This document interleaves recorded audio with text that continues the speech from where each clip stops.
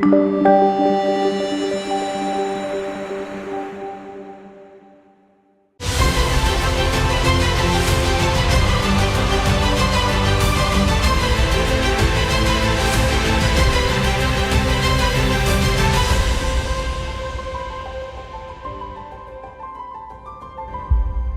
I'm Lisa Fowler, and today I'll be reading Leviticus 12 through 14. So let's start.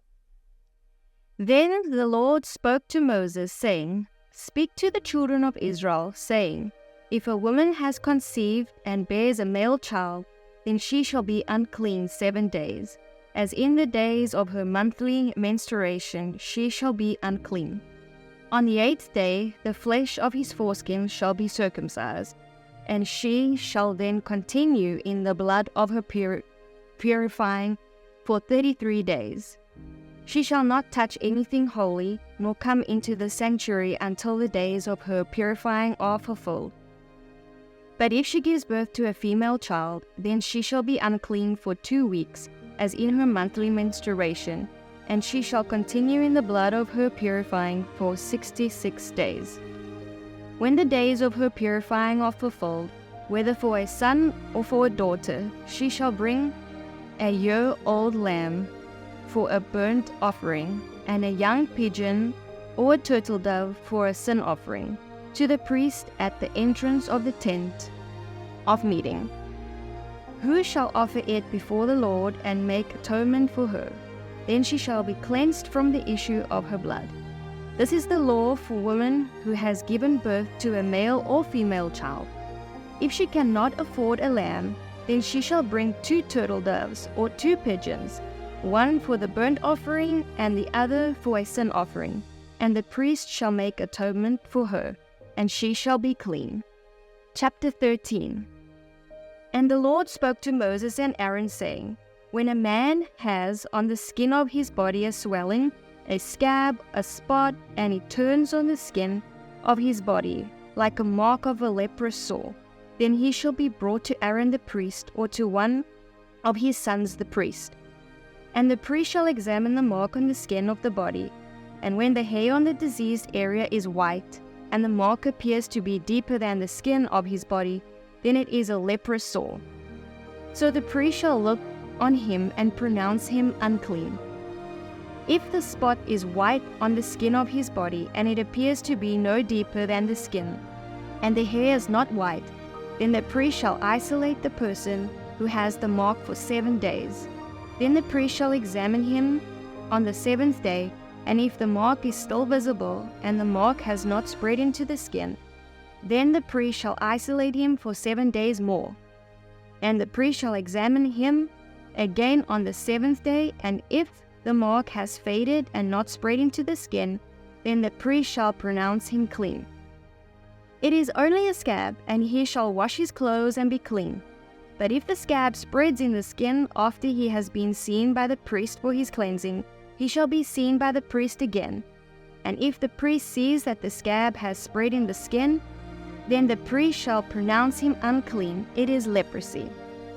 When a person has leprosy, then it shall be reported to the priest, and the priest shall examine him, and if there is a white swelling in the skin, and it has turned the hair white, and there is raw flesh in the swelling, it is a recurring leprosy in the skin of his body, and the priest shall pronounce him unclean, but he shall not isolate him, for he is unclean. If the leprosy breaks out all over the skin, and the disease covers all the skin of the person who has the disease, from his head to his feet, wherever the priest looks, then the priest shall examine. And if the leprosy has covered all his body, he shall pronounce him clean from the disease. It has all turned white, and he is clean. But when raw flesh appears on him, he shall be unclean. The priest shall see the raw flesh and pronounce him to be unclean, for the raw flesh is unclean.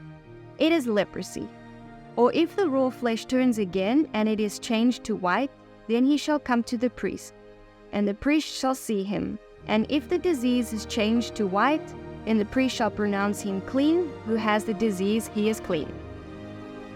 And when the skin has a boil, and it is healed, and in the place of the boil there is a white swelling or a reddish white spot, then it will be shown to the priest.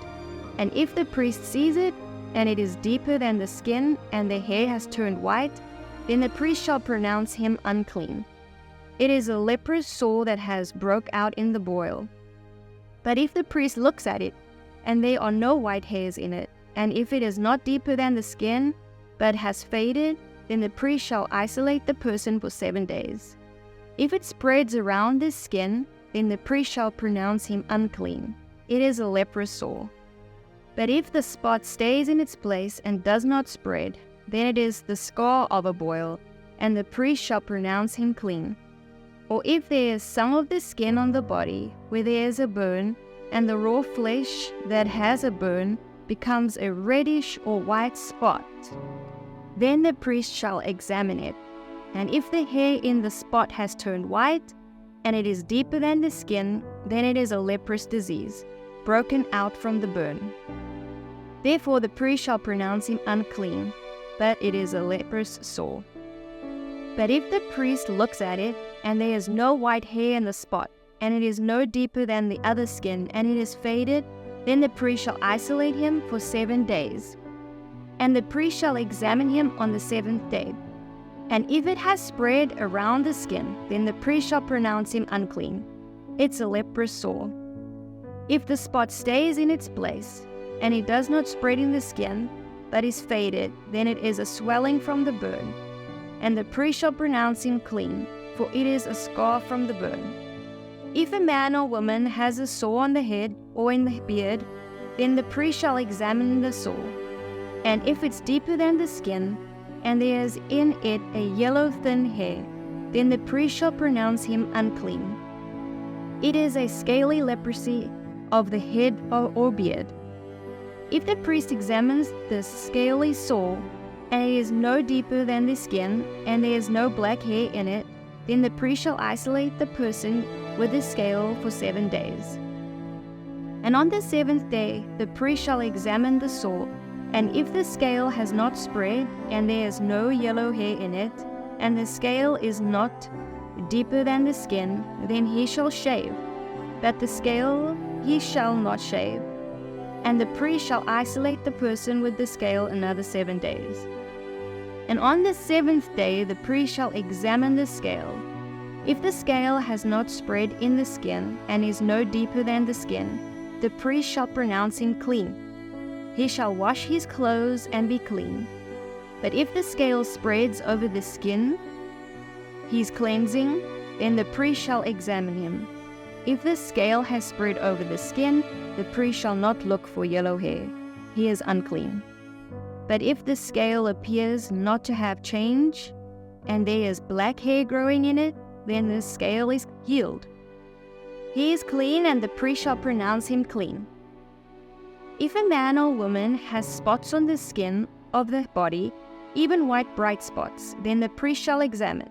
And if the bright spots on the skin of the body are faded white, then it is just a rash that has broken out on the skin. He is clean. When a man has lost hair from his head, then he is bald. He is still clean. And when a man has lost hair from his forehead, then he is bald on the forehead. He is still clean. But if there is on the bald head or bald forehead a reddish white sore, it is a leprous disease breaking out on his bald head or his bald forehead. Then the priest shall examine him.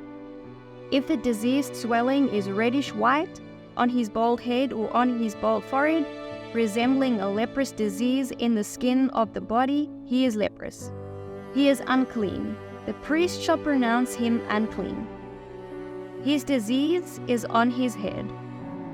The man who has the leprous disease shall have torn clothes and disheveled hair, and he shall cover his moustache and shall cry, "Unclean, unclean." All the days that he has the disease, he shall be defiled. He is unclean. He shall dwell alone, and he shall live outside the camp. If a garment has a leprous disease, whether it is a wool or a linen garment, whether it is in the warp or woof of the linen, or wool fabric, or in the leather of anything made of leather, and if the disease is greenish or reddish in the garment, or in the leather, or in the warp or wool or woof, or in anything made of leather, it is a leprous disease, and shall be shown to the priest. And the priest shall examine the disease and isolate the infected article for 7 days. And he shall examine the disease on the 7th day. If the disease has spread in the garment, either in the warp or in the woof, or in the leather, or in any work that is made of leather, this is a spreading leprous disease. It is unclean. He shall therefore burn that garment, whether warp or woof, wool or linen, or anything of leather and that has the disease, for it is a spreading leprous disease. It shall be burnt in the fire. If the priest examines it, and the disease has not spread in the garment, either in the warp or the woof, or in anything of leather, then the priest shall command that they wash the article which the disease appears, and he shall isolate it for 7 days more. The priest shall examine the infected article after it has been washed. If the infected spot has not changed its color, even if the disease has not spread, it is unclean. You shall burn it in the fire, whether the leprous spot is on the inside or on the outside of the article. If the priest examines and the disease has faded after washing it, he shall tear the spot out of the garment, or out of the leather, or out of the warp or the woof. If it still appears in the garment, either in the warp or in the woof, or in anything of leather, it is spreading. You shall burn it in the fire, that in which the disease appears.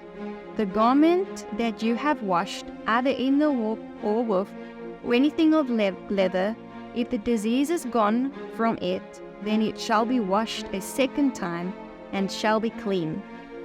This is the law of the leprous disease, in a garment of wool or linen, either in warp or woof, or anything of leather, to determine if it is clean or unclean. Chapter 14. The Lord spoke to Moses, saying, This shall be the law of the leper in the day of his cleansing. It shall be reported to the priest, and the priest shall go out to the camp, and the priest shall examine him, and see if the disease is healed in the leprous person. Then the priest shall command that 2 live clean birds, and cedar wood, and scarlet fabric, and hyssop be brought for him who is to be cleansed. The priest shall command that one of the birds he slaughtered in a day, clay vessel, over running water. As for the living bird, he shall take it, the cedar wood, the scarlet, and the hyssop, and shall dip them and the living bird in the blood of the bird that was killed over the running water. Then he shall sprinkle it 7 times on him who is to be cleansed from leprosy.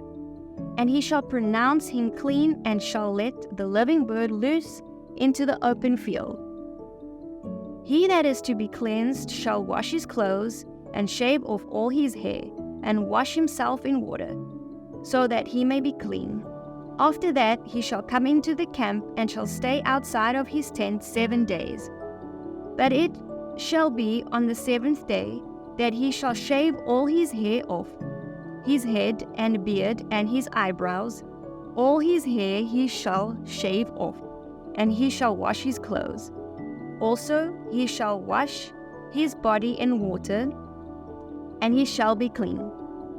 On the 8th day he shall take 2 male lambs without blemish, and 1 ewe lamb a year old without blemish, and 3/10 of an ephah of wheat, flour mixed with oil for a grain offering, and 1 log of oil.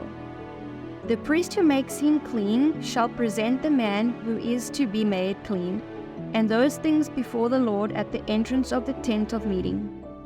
Then the priest shall take 1 male lamb and offer it for a guilt offering, along with the log of oil, and wave them for a wave offering before the Lord. Then he shall slaughter the lamb in the place where they kill the sin offering, and the burnt offering in the holy sanctuary. For as the sin offering is the priest's, so is the guilt offering. It is the most holy. And the priest shall take some of the blood of the guilt offering, and the priest shall put it on the tip of the right ear of him who is to be cleansed, and on the thumb of his right hand, and on the big toe of his right foot. And the priest shall take some of the log of oil, and pour it into the palm of his own left hand. Then the priest shall dip his right finger in the oil that is in the left hand, and shall sprinkle from the oil with his finger 7 times before the Lord. And some of the rest of the oil that is in his hand the priest shall put on the tip of the right ear of him who is to be cleansed, and on the thumb of his right hand, and on the big toe of his right foot, and on the blood of the guilt offering. And the rest of the oil that is in the priest's hand he shall pour upon the head of him who is to be cleansed, and the priest shall make atonement for him before the Lord. The priest shall offer the sin offering and make atonement for him who is to be cleansed from his ceremonial uncleanness, and afterward he shall kill the burnt offering. Then the priest shall offer the burnt offering and the grain offering on the altar, and the priest shall make atonement for him, and he shall be clean. But if he is poor and cannot afford so much, then he shall take 1 lamb for a guilt offering to be waved to make atonement for him, and 1/10 of an ephah of wheat flour mixed with oil for a grain offering, and a log of oil, and 2 turtle doves or 2 pigeons, such as he is able to afford. The one shall be a sin offering, and the other a burnt offering. He shall bring them on the 8th day for his cleansing to the priest at the entrance of the tent of meeting before the Lord. The priest shall take the lamb of the guilt offering along with the log of oil, and the priest shall wave them for a wave offering before the Lord. Then he shall kill the lamb of the guilt offering, and the priest shall take some of the blood of the guilt offering and put it on the tip of the right ear of him who is to be cleansed, and on the thumb of his right hand, and on the big toe of his right foot. Next the priest shall pour some of the oil into the palm of his own hand, and the priest shall sprinkle with his right finger some of the oil that is in his left hand 7 times before the Lord. Then the priest shall put some of the oil that is in his right hand on the tip of the right ear of him who is to be cleansed, and on the thumb of his right hand, and on the big toe of his right foot, on the place of the blood of the guilt offering. The rest of the oil that is in the priest's hand he shall pour on the head of him who is to be cleansed, to make atonement for him before the Lord. He shall offer 1 of the turtle doves or the pigeons, such as he can afford, even such as he is able to get, 1 for a sin offering and the other for a burnt offering, along with the grain of offering, and the priest shall make atonement for him who is to be cleansed before the Lord. This is the law for a person who has a leprous sore, who cannot afford the offering for his cleansing. The Lord spoke to Moses and to Aaron, saying, When you have come into the land of Canaan, which I am giving to you for a possession, and I put a leprous disease in a house of the land of your possession, then he who owns the house shall come and tell the priest, It seems to me there is some disease in the house. Then the priest shall command that they empty the house before the priest goes into it to examine the disease, so that all that is in the house is not made unclean. Afterwards the priest shall go in to examine the house. He shall examine the disease and see if the disease is in the walls of the house with greenish or reddish spots, which appear to go deeper than the wall.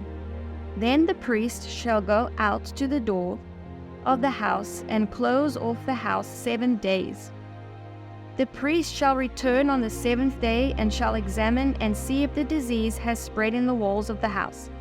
Then the priest shall command that they take away the stones in which the disease appears, and throw them into an unclean place outside the city. And he shall cause the house to be scraped all around, and they shall pour out the plaster that they scrape off outside the city into an unclean place. And they shall take other stones and put them in the place of those stones. And he shall take other plaster and shall plaster the house. If the disease comes again and breaks out in the house, after he has taken away the stones, after he has scraped the house, and after he has plastered, then the priest shall come and examine and see if the disease has spread in the house. If the disease has spread in the house, it is a persistent leprosy in the house. It is unclean. He shall break down the house, the stones and the timber, and all the plaster of the house, and he shall carry them out of the city into an unclean place. Moreover, he who goes into the house while it is closed off shall be unclean until the evening. And he who sleeps in the house shall wash his clothes, and he who eats in the house shall wash his clothes. If the priest comes in and examines it and sees the disease not spread in the house after the house was plastered, then the priest shall pronounce the house clean. Because the disease is healed, he shall take 2 birds and a cedar wood, and scarlet and hyssop to cleanse the house. Then he shall kill one of the birds in a clay vessel over running water. He shall take the cedar wood and the hyssop and the scarlet and the living bird, and dip them in the blood of the slain bird and in the running water, and sprinkle the house 7 times. Then he shall cleanse the house with the blood of the bird, and with the running water, and with the living bird, and with the cedar wood, and with the hyssop, and with the scarlet. But he shall let the living bird loose outside the city into the open fields, and make atonement for the house, and it shall be clean. This is the law for all manner of leprous sore and scale, and for the disease of a garment, or of a house, and for a swelling, or for a scab, or for a spot, to discern when it is unclean and when it is clean. This is the law of leprosy. Thank you, and see you next time.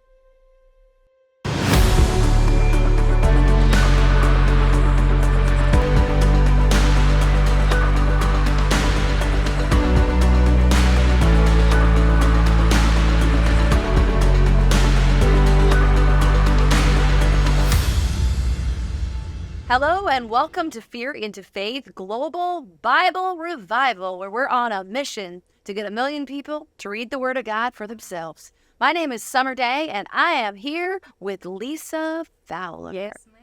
You are such a stunningly beautiful woman. Oh, thank you. So are you. I'm excited that. Beautiful. Thank you. I'm So sweet. I'm so grateful to have you, and obviously your beautiful, incredible accent, being a reader. So the first question we have to ask is, where are you from? Yes, born and raised in South Africa, in a little coastal city called Port Elizabeth. Very tiny. Amount of people, I have no idea, but yeah, just raised in South Africa. And how long have you been living in the U.S.? Almost 5 years. It'll be 5 years in May. And what brought you here? Married an American. Wow. I love the way you said that. I married me a handsome American boy.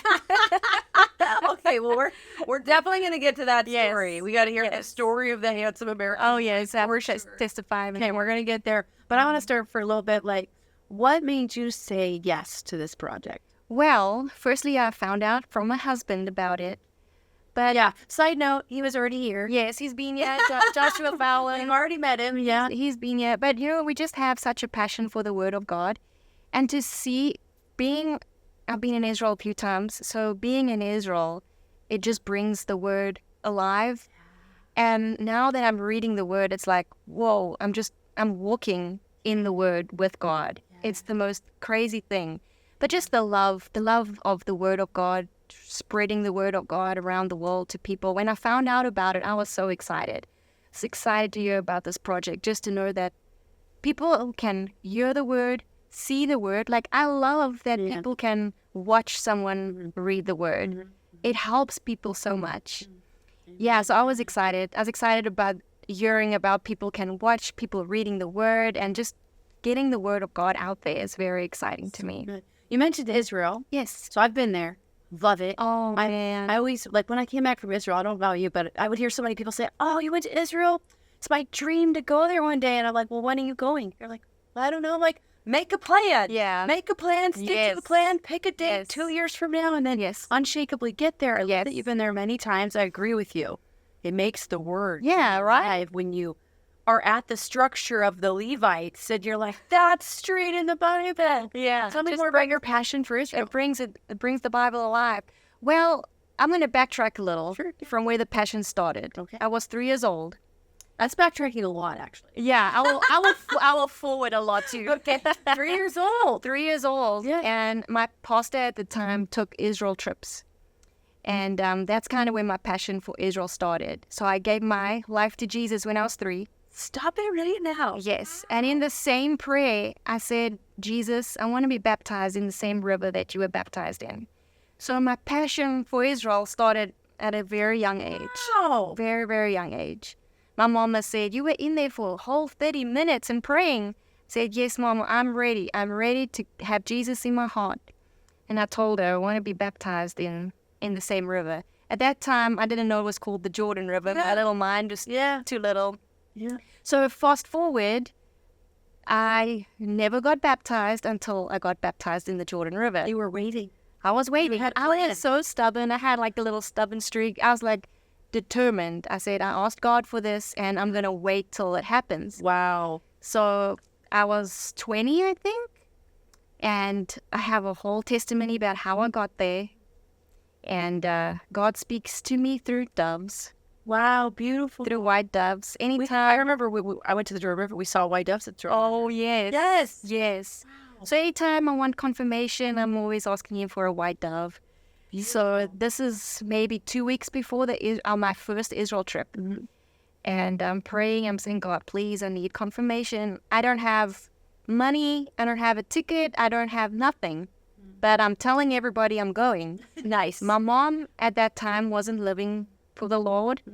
So she had no faith. She's like, how are you going to go? You're not going to go. I said, I'm packing my bags. I'm going. I got my suitcase ready, everything. So I was working at a beauty salon at that time, and I was praying. And while I was praying, a white dove, I promise, a white dove came flying into the beauty salon. I have pictures. I have to show you. I have to show you the pictures. Yeah. Flew in the salon, sat on the curtain rails, and just sat there for at least 10 minutes. I was like, God, I'm shaking, I'm sweating. Yeah. I'm like, what's going on? I asked for confirmation, but this is too real right now. Yeah. Wow. So after a while, he flew away, and I was like, Lord, okay, I want to see this dove again. I need confirmation. I need more confirmation.